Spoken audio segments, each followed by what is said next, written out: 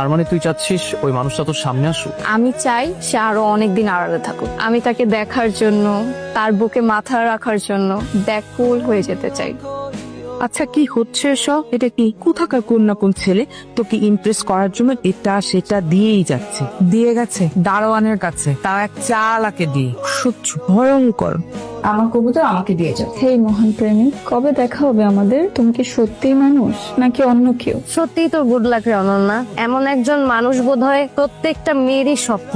আচ্ছা, তুই কি কোনোভাবে বুঝতে পারছিস যে মানুষটাকে? বুদ্ধ একটা।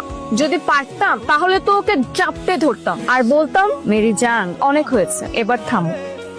ক্যাম্পাসের মধ্যে যদি কেউ থাকে, ধর আমাদের বন্ধু বান্ধবের মধ্যেই যদি মানুষটা হয়, তাহলে তুই কি করবি?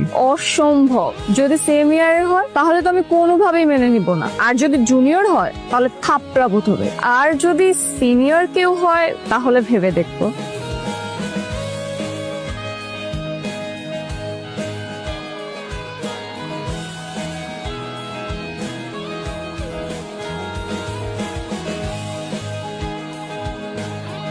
আমি না আসলে বুঝতেছি না, আমি কিভাবে অনন্যারে বুঝাবো যে আমি সেই মানুষটা।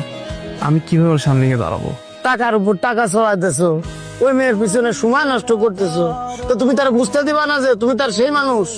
তো ভাই, আমি তো জানি ও সেম ইয়ারে কারোর সাথে রিলেশনশিপে যাবে না। এখন এটা জানার পর আমি কিভাবে ওর সামনে গিয়ে দাঁড়াই?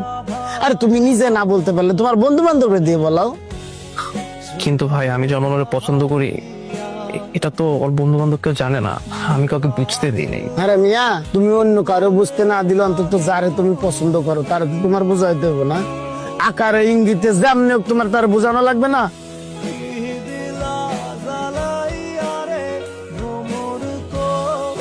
Surprise!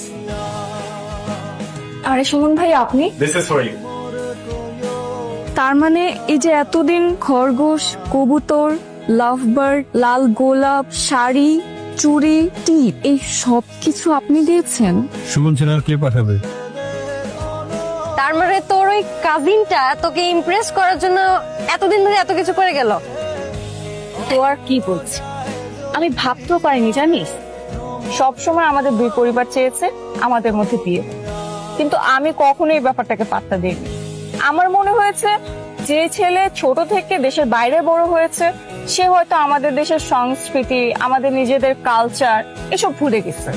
আর আমি কখনো এরকম কাউকে আমার লাইফ পার্টনার বানাবো না যে কিনা ফুচকা, ঝালমুড়ি, টঙের দোকানের চা এসব পছন্দ করবে। আমার মনে হয় এই জন্য সুমন ভাইয়া নিজেকে একটা খাঁটি বাঙালি প্রেমিক হিসেবে আগে আমার কাছে প্রমাণ করতে চেয়েছে।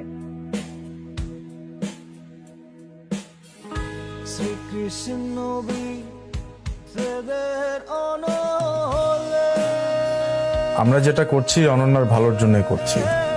অনন্যা ছোট মানুষ, ও না বুঝে ভুল করে ফেলতেই পারে। কোনোভাবেই যেন অনন্যার কাছে সত্যিটা প্রকাশ না করে।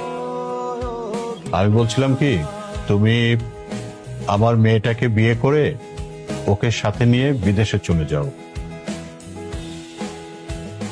সবকিছু বাদ দাও।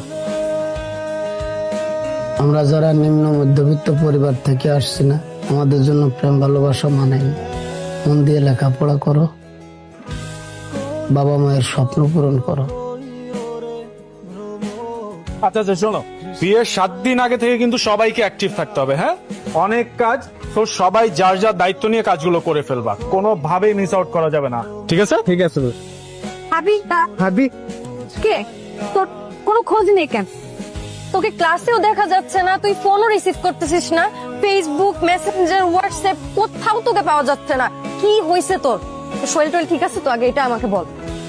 না না, এমনিতেই আমি একটু বাসায় গেছিলাম, সো ফোনটা ওরকম ইউজ করা হয়নি, এই জন্য তোদের কারো টেক্সট দেখি নাই। তোরা থাক, আমার একটু যাইতে হবে, বুঝছোস?